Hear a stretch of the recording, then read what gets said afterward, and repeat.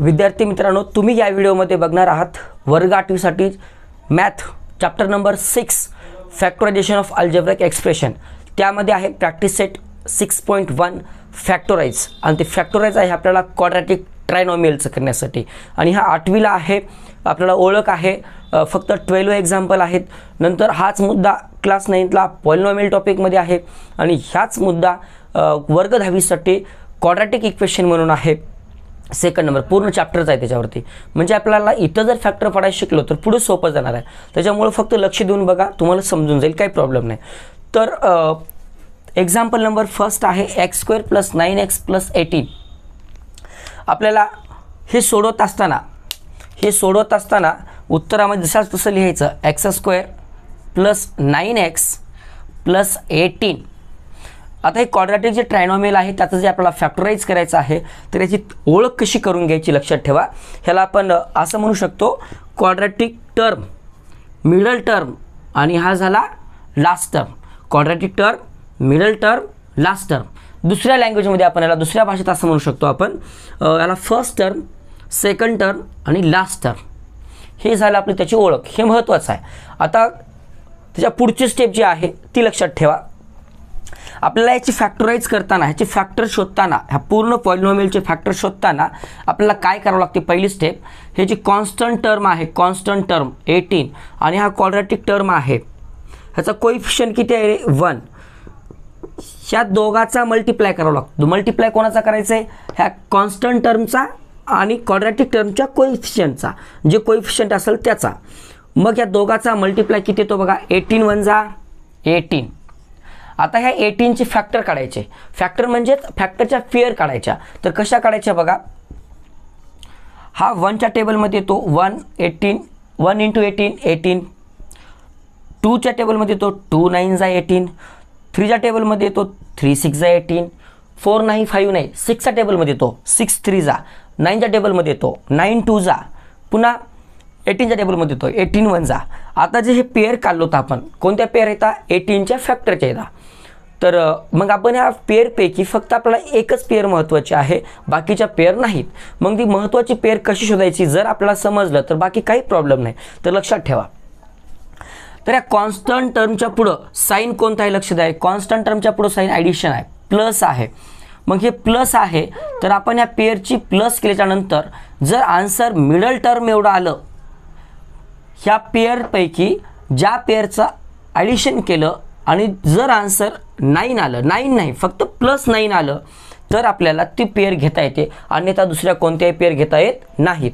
तर लक्षात ठेवा. मग तर बघा 18 + 1 19, 2 + 9 11, 6 + 3 9. आता कोणत्या पेअरचा आन्सर मिडल टर्म एवढा आले रे, ह्या 3 आणि 6चं. मग बाकीच्या 2 नाही ठेवायच्या, ठीक आहे. तरी बाकीच्या 2 आपण कट करून टाकू आणि हे 3 आणि 6 आहे ना ते वर लिहू. आता आपण 3 आणि 6. आता आपल्याला 2 फॅक्टर तर भेटले, म्हणजे फॅक्टरची पेअर भेटली. मग आता ती पेअर जी आहे ना तिला साईन देणं महत्त्वाचं आहे. तर काय करायचं, सगळ्यात अगोदर न चुकता ह्याला साईन देत असताना, पेअरच्या फॅक्टरच्या पेअरला साईन देत असताना सगळ्यात अगोदर बघायचं मिडल टर्मचं साईन कोणतं आहे, प्लस आहे. जर मिडल टर्मचं जे साईन असेल ते साईन ह्या दोघांपैकी जे मोठा असतो ना त्याला देऊन टाकायचं प्लस. मग आता पुढं लक्षात ठेवा, ह्या दोघाचं आपल्याला करायचे प्लस आणि एकाला दिलो प्लस तर दुसऱ्यालाही द्यावं लागेल प्लस. कारण एकाला जर मी +6 केलो आणि ह्या 3ला जर मायनस केलो मी तर काय होईल रे, मायनस प्लस मायनस होईल. परंतु आपल्याला काय करायचं होतं, प्लस करायचं होतं. कारण का प्लस करायचं होतं तर ते कॉन्स्टंट टर्म सांगते की तुम्ही पेअर ऑफ फॅक्टर निवडत असताना, फॅक्टरची जोडी निवडत असताना कॉन्स्टंट टर्मच्या पुढं जे साईन असेल ती प्रोसेस करायची, ती क्रिया करायची आणि त्याचा आन्सर मिडल टर्म एवढं येतं ती जोडी घ्यायची, ती पेअर घ्यायची. मग आपण ह्या दोघाचं ॲडिशन करायचं होतं, मिडल टर्मचं एक ॲडिशन होतं आणि दोघाचं ॲडिशन करायचं असल्यामुळं ह्याला पण ॲडिशन आलं. आता हे जे पेअर आहे ते काय करणार आपण इथं पुढच्या स्टेपमध्ये लिहिणार. म्हणजेच देअरफॉर x² हे +9x आहे ना त्याच्या बदल्यात हे दोघं जण लिहायचे. कसे लिहायचे, हे +3 आहे, +3 आणि ह्याचा कोइफिशियंट x, पुन्हा +6 +6 पुन्हा याचा कोइफिशियंट आणि हा +18ला +18. लक्षात ठेवा मित्रांनो, ही जी आहे ना स्टेप, हे सगळं एकाच लाईनमध्ये आलं पाहिजे. खालीवरी होता कामा नये. खालीवरी झालं तरी चालते, मात्र जर आपण एकाच लाईनमध्ये ठेवलं तर थोडंसं व्यवस्थित वाटते. ठीक आहे. तर आपण लक्षात ठेवा, हे सगळ्यात महत्त्वाची स्टेज आहे, सगळ्यात महत्त्वाचा टप्पा आहे आपल्याला. इथपर्यंत नाही, इथपर्यंत जर आलं तर त्या फक्त पुढे एक आहे अवघडमधला, अवघड सोपं म्हणा, कॉमन काढणे ते पण सोपं आहे, काही नाही. तर लक्षात ठेवा, इथपर्यंत आले. आता इथपर्यंत आल्यानंतर आपण काय करणार, ह्या पहिल्या दोघातून, हा फर्स्ट हा सेकंड, ह्या पहिल्या दोघातून आणि नंतर ह्या दोघातून कॉमन काढणार. मग पहिल्या दोघातून कॉमन कसं काढणार, आता कॉमन काढायला आपण समजून घेऊ आणि नंतर लिहू. म्हणजे कॉमन काढणे म्हणजे काय, x² + 3x, हा x² + 3x ह्या दोघातून कॉमन काढायचं आहे. तर x² आहे म्हणजे हा x मी 2 टाइम्स लिहू शकतो, म्हणजे x × x प्लसला प्लस 3 × x ला मी 3 × x लिहू शकतो. हा कोइफिशियंट असतो आणि हा व्हेरिएबल असते आणि दोघांमध्ये मल्टिप्लाय असते. तर हा बघा, हा जे नंबर आहे ते x × x आहे आणि हा जे आहे ते 3 × x आहे. बघा इथला कोणता भाग ह्या दोघातला कोणता भाग सारखा आहे रे, हा x आणि हा x, कोणताही x घ्या, काही प्रॉब्लेम नाही. मग हा जे x सारखा आहे ते एकदाच लिहायचा, कंसामध्ये काय करायचं, उरलेला x हा प्लसला प्लस आणि हा 3ला 3. आता सगळ्यात महत्त्वाचा मुद्दा इथं असते मल्टिप्लाय, याचा आणि याचा मल्टिप्लाय केलात तर आपल्याला आन्सर एवढं भेटते. ठीक आहे. तर सांगायचं तात्पर्य असं आहे की कॉमन काढत असताना दोघांमधला सारखा घटक बाजूला काढणे. तर सारखा घटक बाजूला काढणे म्हणजे ह्या xनं ह्या x² ला भागता येते, ह्या xनं ह्या 3x ला भागता येते. म्हणजे कॉमन काढणे म्हणजेच त्याचं जे कॉमन मल्टिप्लाय येणार आहे तो बाहेर येतो. पुढची स्टेप लक्षात ठेवा, म्हणजेच x² + 3x मध्ये कॉमन काढण्यासाठी आपल्याला इथं x 2 टाइम्स आहे आणि हा 3 × x आहे. तर मग मी इथं लिहिणार x, इथला 2x पैकी इथला 1x बाहेर आला आणि 1x काय होईल रे, मध्ये येईल, प्लसला प्लस आणि हा 3 × x आहे, तो x ऑलरेडी बाहेर आलेला आहे, हा प्लस राहील, तो इथे येईल, म्हणजे +3 इथे येईल. आता ह्या दोघात कॉमन काढत असताना ह्या दोघात म्हणजे प्लस सहित आहे रे, हा प्लस सहित आहे. मग +6x + 18 +6x + 18 ह्या दोघात कॉमन काढायचे. तर लक्षात ठेवा, ह्या शेवटच्या दोघात कॉमन काढत असताना याचं जे साईन असते तेच कॉमन येते. एक प्रश्न तर मिटला. आता पुन्हा आपल्याला काढायचं आहे ह्या दोघांमध्ये कॉमन काढत असताना हा जो नंबर आहे तो त्याच्या टेबलमध्ये येतोच. म्हणजे आपण ह्याला लिहायचं जर म्हणलं तर 6 × x लिहू शकता आणि 18 ह्या 6च्या टेबलमध्ये येते का बघायचं. इथं जो नंबर असेल त्याच नंबरमध्ये येते का बघायचं. बघा 6 समजा 6 2 = 12 6 3 = 18, 6 + 6 3 = 18. बघा याच्यामध्ये 6 आणि याच्यामध्ये 6 आहे म्हणून 6 येणार कॉमन, हा x उरला, हा प्लस आणि हा 3. तर लक्षात ठेवा 6 आणि 18 हे 6च्या टेबलमध्ये येतात, त्या दोघाला बी 6नं डिवाइड करता येते म्हणून तो 6 कॉमन येतो. मग लिहिणार आपण 6 इथं जर ह्या दोघापैकी 6 बाहेर आलं तर हा x उरला. मग प्लस प्लस प्लस इथं महत्त्वाचं आहे, इथं कॉमन निघाल तेच घ्यायचं, परंतु ह्या दोघाचा मल्टिप्लाय होणार, ह्या दोघाचं डिवाइड होणार. म्हणजे मल्टिप्लाय म्हणजे डिवाइड होणार आपण, कारण की या नंबरनं या नंबरला डिवाइड करणार आहोत आपण. कॉमन काढणे म्हणजेच मल्टिपल बाहेर काढणे, परंतु त्याला आपण डिवाइड करू शकतो.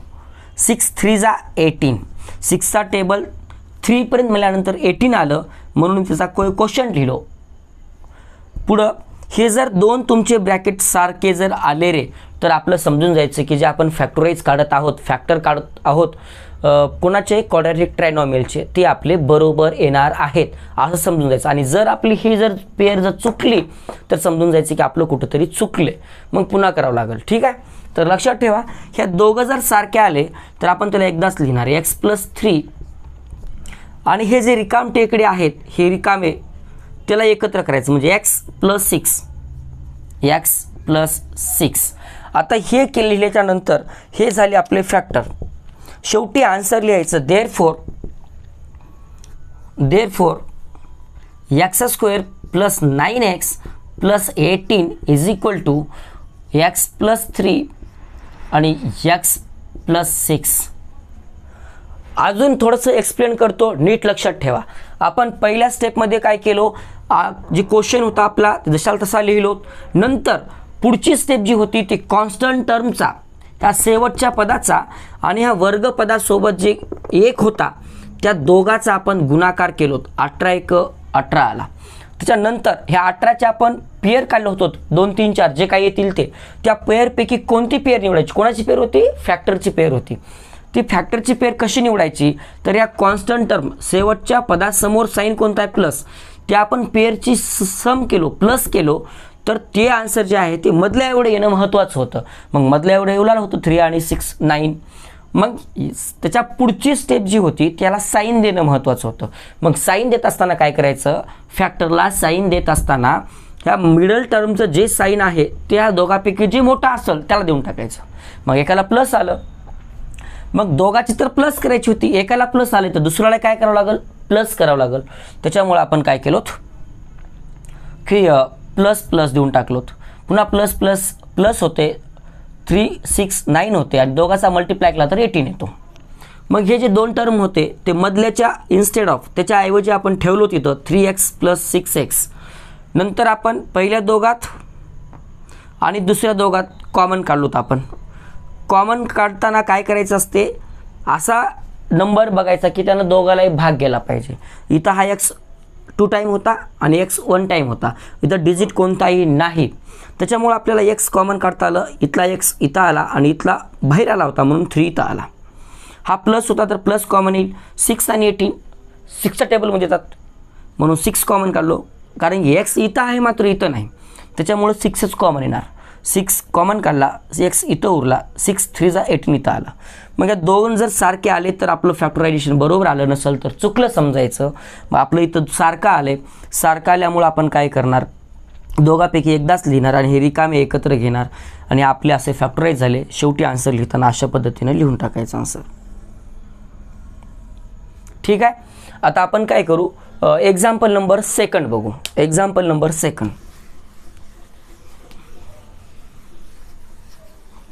एक्झाम्पल नंबर 2 तुमचं असं आहे. Example number 2, x² - 10x + 9. हे जे तुमचं एक्झाम्पल आहे ते एक्झाम्पल सोडवत असताना आन्सरमध्ये जशाच तसं लिहायचं. म्हणजेच x² - 10x + 9. जशाच तसं लिहिल्यानंतर पुढची सगळ्यात महत्त्वाची स्टेप, हा शेवटच्या पदाचा आणि ह्याच्या वर्ग पदाचा क्वाड्रॅटिक टर्मचा कोइफिशियंट 1 आहे, ह्या दोघाचा गुणाकार करणे. 9 1 9 9 1 9 9 1 9. पुढे लक्षात ठेवा याच्या आपण फॅक्टर पाडायचे. बघा 1 9 9, पुन्हा 3 3 9. आता तो 2च्या पाड्यात नाही, 4 5 6 7 कोणाच्याच पाड्यात येणार नाही. मग आपल्याला 9च्या 2च पेअर घटल्यात, 1 हे 2. ह्या दोन्हीपैकी कोणती येते ते कसं शोधायचं लक्षात ठेवा, हेच महत्त्वाचं आहे. ह्याच्या पुढे कोण आहे रे, प्लस आहे. मग प्लस केल्यानंतर आन्सर किती आलं पाहिजे, अगोदर 10 घ्या. आन्सर -10 यायला पाहिजे पण अगोदर 10 घेऊ आपण. 9 1 10, इथंच आपल्याला आन्सर 10 भेटाले. 3 आणि 3 6, इथं 6 भेटाले. मग ज्याचा आन्सर 10 प्लस केल्याच्यानंतर याच्या समोर कोण आहे प्लस केल्यानंतर ज्याचा आन्सर मधल्या एवढे यायले तो घ्यायचं. मग 9 1 10 यायले, खाली 3 आणि 3 6, याचं येणार नाही, संपला कार्यक्रम. पुढचा महत्त्वाचा टप्पा आहे, आन्सर नुसतं 10 येऊन फायदा नाही तर ते -10 यावं लागते. त्यासाठी काय करायचं, ह्या मधल्याचं जे साईन आहे, मधलं कोण आहे 10x, त्याचं साईन कोण आहे मायनस. काय करायचं, ह्या दोघांपैकी जे मोठा आहे ना त्याला देऊन टाकायचं मायनस. आता लक्षात ठेवा, ह्या दोघाचं करायचे प्लस, एकाला आले मायनस. मग प्लस कधी होते, साईन सेम असले तर. मग दुसरा एक मायनस असेल तर दुसराही मायनस पाहिजे, म्हणून आपण काय करणार, यालाही मायनस देणार. लक्षात आलं का, दोघाचं प्लस करायचंय, त्यापैकी एक मायनस आहे तर दुसराही मायनस पाहिजे, कारण मायनस मायनस प्लस होते. त्याच्या पुढची स्टेप लिहित असताना काय करायचं, हा मधला लिहायचा नाही, मधला सोडून द्यायचा. त्याच्या बदल्यात आपण हे दोघं जण घेणार, म्हणजेच x² घेणार पहिलं जशाल तसं, -1 ह्याचा कोइफिशियंट सहगुणक पुन्हा -9 ह्याचा सहगुणक +9 कधी कधी जर 9 अगोदर घेतलात 1 नंतर घेतलात तरीही चालते, काही प्रॉब्लेम नाही. पुढे लक्ष द्या, पहिल्या दोघात कॉमन काढणे आणि दुसऱ्या दोघात कॉमन काढणे. पहिल्या दोघात कॉमन काढत असताना लक्षात ठेवायचं की इथं संख्या कोणती आहे का, संख्या नाही, फक्त x दिसायला येतं. हा x 2 वेळा आहे, हा x एकच वेळा आहे. मग कमीत कमी एक वेळा तर दोघाकडे आहे, म्हणून निघाला x बाहेर. इथं 2 वेळा आहे, एक वेळा बाहेर आला तर एक वेळा इथं येईल. मायनसला मायनस, एकचं काही नाही, एकनं गुणाकार करा किंवा भागाकार करा, उत्तर तेच येते. मग इथं x तर बाहेर आला आहे, मग इथं काहीच नाही म्हणजे काय राहील रे, 1. पुढची स्टेप, मायनसला मायनस कॉमन. ह्या शेवटच्या दोघात कॉमन काढत असताना ह्याच्यासोबत जे साईन आहे तेच कॉमन येणार. 9 आणि 9 हे दोघं पण 9च्या टेबलमध्ये येतात ना. मग काय करायचं, आपण 9 लिहायचं इथं, पुढं x उरला, मायनस प्लस मायनस, दोघाचा भागाकार होतो इथं. 9 1 9, 9 1 9. हे जर दोघं सारखे आले तर आपलं काय आहे उत्तर बरोबर आहे, नाहीतर नाही, चुकलं. दोघं सारखे आलेत एकदाच लिहा, x - 1 x - 9 इथं लिहा, x - 9. पुढची स्टेप लिहिता असताना शेवटचं उत्तर आपलं एक्झाम्पल लिहायचं, x² - 10x + 9 = आपलं आन्सर आलेलं आहे x - 1 आणि x - 9. ही आहेत आपले उत्तर. ह्याला ठेवायचं असं मस्त रेक्टँगल शेपमध्ये.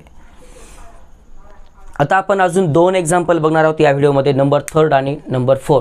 तोपर्यंत काय करा, मी बाजूला होतो, स्टॉप करून लिहून घ्या किंवा स्क्रीनशॉट घ्या.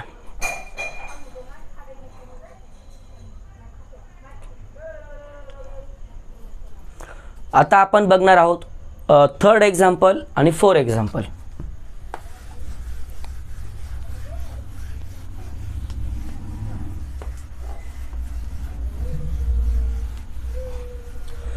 आपलं 3rd एक्झाम्पल जे आहे ते अशा पद्धतीनं आहे.